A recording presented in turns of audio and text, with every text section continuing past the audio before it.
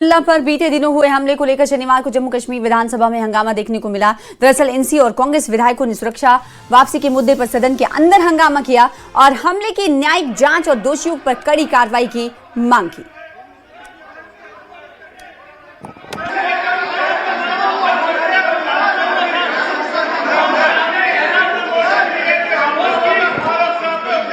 एक मिनट नीचे, एक minute I will allow you also. एक मिनट नीचे बैठे। इसको कहते हैं ना, कुछ ना समझे खुदा करे कोई। यहां भी बोलते हैं, इधर भी बोलते हैं। अभी तक मेरी समझ में नहीं आ रहा है आप कौन सा इश्यू रेज करना चाहते हैं। सुनो सुनो सुनो सुनो सुनो, आप सुनो मेरी बात सुनो। सागर साहब नीचे बैठो ना, आप सब बैठो। बात आपको करनी है। अगर आप साथ दे देंगे ना, क्वेश्चन नंबर चलेगा। क्वेश्चन नंबर के बाद आप भी रेज करो और आप भी रेज करो, दोनों को मैं इजाजत दे दूंगा। मगर लेट द क्वेश्चन नंबर हमला हुआ है after the question number I will allow you, no problem. Jammu Kashmir के मुख्यमंत्री उमर अब्दुल्ला ने पर्यटन को लेकर बड़ा बयान दिया। उन्होंने कहा कि कुपवाड़ा का करनाही इलाका पर्यटन की बहुत संभावनाएं रखता है। सरकार इसे टूरिज्म मैप पर लाने के लिए काम कर रही है। सरकार का फोकस दूरदराज इलाकों में टूरिज्म इंफ्रास्ट्रक्चर विकसित करने और बॉर्डर टूरिज्म को बढ़ावा देने पर है। सीएम ने कहा कि नए टूरिस्ट स्पॉट्स विकसित किए जाएंगे और भदरवा जैसे क्षेत्रों में पर्यटन को बढ़ाने के लिए निवेश किया जाएगा। इसमें कोई दो राय नहीं है कि जिस इलाके से ऑनरेबल एमएलए साहब ताल्लुक रखते हैं वो वाकई बहुत खूबसूरत है, लेकिन बहुत पिछड़ा हुआ भी है, दूर दराज इलाका है। और टूरिज्म प्रमोशन के लिए जितना हम कर सकते थे शायद हमने किया नहीं। लेकिन सवाल जो इन्होंने किया था केबल कार के हवाले से, इनको शायद ये लग रहा है कि केबल कार अगर वहां आए तो खुद ब खुद टूरिस्ट वहां पहुंचना शुरू करेंगे। ये मुझे लगता है कुछ हद तक हमारी गलतफहमी है। हर कोई जो है गुलमर्ग के केबल कार पे नजर रख के उनको ये लगता है कि अगर हमारे यहाँ केबल कार लगा तो गुलमर्ग की तरह यहाँ पे भी रश आना शुरू हो जाएगा। ये सही बात नहीं है ना। हमने कई जगहों पे कोशिश की कि केबल कार के जरिए टूरिज्म प्रमोशन हो, एक जम्मू शहर में, एक श्रीनगर शहर में, लेकिन उनका मुकाबला अगर आप गुलमर्ग से करें तो उतने लोग उनमें आते नहीं है जितना गुलमर्ग में आते हैं। इसी तरह अगर आप पत्नी टॉप देखें, पत्नी टॉप में भी एक शानदार गंडोला लगा हुआ है, लेकिन अगर आप गुलमर्ग का फुटफॉल देखें और पत्नी टॉप का फुटफॉल देखें, दोनों में जमीन आसमान का फर्क है। तो ये कहना कि ना अगर हमारे यहाँ केबल कार लगा तो खुद ब खुद टूरिस्ट आना शुरू हो जाएंगे, ये शायद गलत है। हमें करना के लिए कुछ अलग सोचना होगा।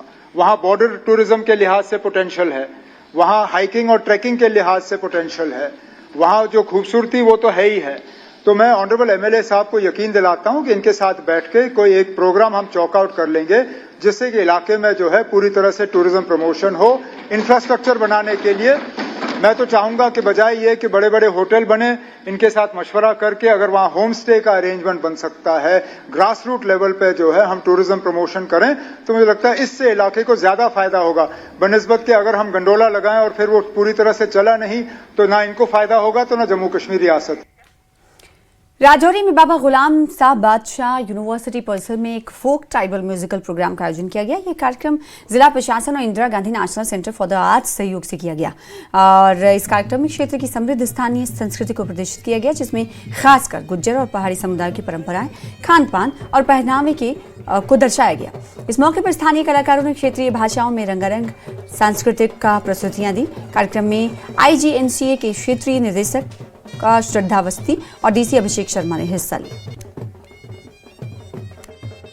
ऑप्शन कर रहे हैं आज, मतलब एक फेस्ट है हमारा जिसके अंदर हम तरह तरह के जैसे गोजरी, पहाड़ी, वो कल्चर जो हम जिससे हम दूर होते जा रहे हैं। दिन ब दिन हम ऐसा हो रहा है कि हमारी आने वाली नस्ल जो है वो दूर हो रही है कल्चर से। इसलिए ऐसा फंक्शन और ऐसा फेस्ट किया जा रहा है कि जिसके अंदर हम दिखा सकते हैं कि हमारे गाँव की, जैसे अब गोजरी के अंदर जैसे बैल होता है पहले, अब तो ट्रैक्टर और कई चीज़ें ऐसी आ गई हैं कि जिसकी वजह से हमारा कल्चर बिल्कुल डाउन चला गया है। इसलिए ये इसीलिए फेस्ट ये किया गया है कि हम लोगों को दिखा सकें कि हमारा कल्चर जो है उसको जिंदा रखने के लिए हम जो राजौरी का डाइवर्सिटी है, ट्राइबल जितने भी यहाँ पे कम्युनिटीज हैं, उस सब को एक जगह पे सेलिब्रेट करने के लिए आज ये इस प्रोग्राम का आयोजन किया गया है। ये ट्राइबल लाइफस्टाइल है वो किस तरीके से है, उसकी क्या क्या चीज़ें पारंपरिक दिनचर्या में क्या क्या चीज़ों की यूज़ होता है, वो सब चीज़ें आप देखेंगे। लोकल कल्चर को बढ़ावा देने के उद्देश्य से जिला प्रशासन की तरफ से एक बड़ी पहल जो है वो राजौरी में की गई है। यहाँ का जो मकामी कल्चर है उसे उभारने के लिए एक प्लेटफॉर्म जो है वो दिया गया है और राजौरी के बाबा गुलाम शाह बादशाह यूनिवर्सिटी में एक भव्य कार्यक्रम आयोजित किया गया। पहली बार जिला प्रशासन ने भव्य कार्यक्रम राजौरी के इस बाबा गुलाम शाह बादशाह यूनिवर्सिटी में आयोजित किया। न्यूज़ 18 के लिए राजौरी से शक्ति शर्मा। बारामूला में पटन के हांजीविरा इलाके में मशहूर कश्मीरी कवि और लेखक शौकीन की कविता संग्रह नागाह रादन मंज का विमोचन समारोह हुआ। इस कार्यक्रम का संयुक्त आयोजन जम्मू कश्मीर सांस्कृतिक अकादमी और इंटर सांस्कृतिक मंच ने किया। इस अवसर पर अदबी मरकज कामराज के अध्यक्ष मोहम्मद अमीन भट्ट मुख्य अतिथि रहे।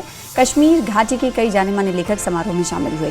वहीं विश्व रंगमंच दिवस के अवसर पर एक विशेष सत्र का आयोजन किया गया, जहां कलाकारों ने एक नाटक मंचन किया। आधुनिक युग में रंगमंच के महत्व पर शोध पत्र प्रस्तुत किए गए। साथ ही कार्यक्रम का समापन मुशायरे के साथ हुआ। नागराजन मंच शौकीन सनमी साहब की तख्लीक, शेरी तख्लीक है ये, और उस पर गुफ्तगू भी हुई।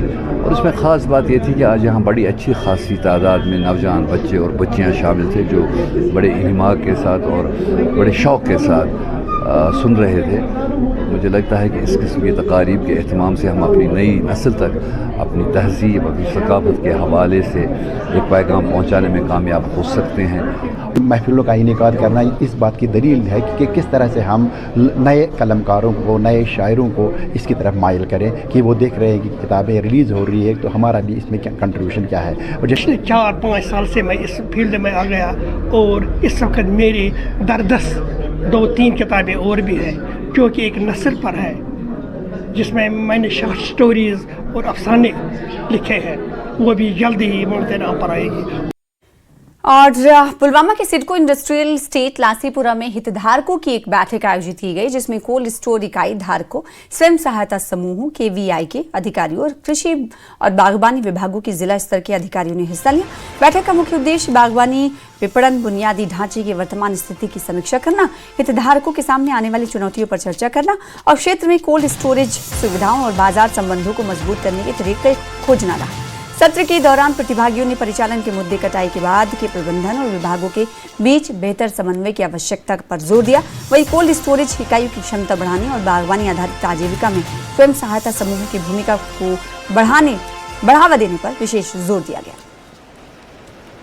एग्रीकल्चर के स्टेक होल्डर्स हैं, जहाँ कहीं पे भी कोई, अब आजकल आपको पता होगा कि एग्रीकल्चर जो है वो बहुत डेवलप हो रहा है। अब हमारा एग्रीकल्चर ट्रेडिशनल एग्रीकल्चर से लेके एडवांस्ड एग्रीकल्चर की तरफ जा रहा है।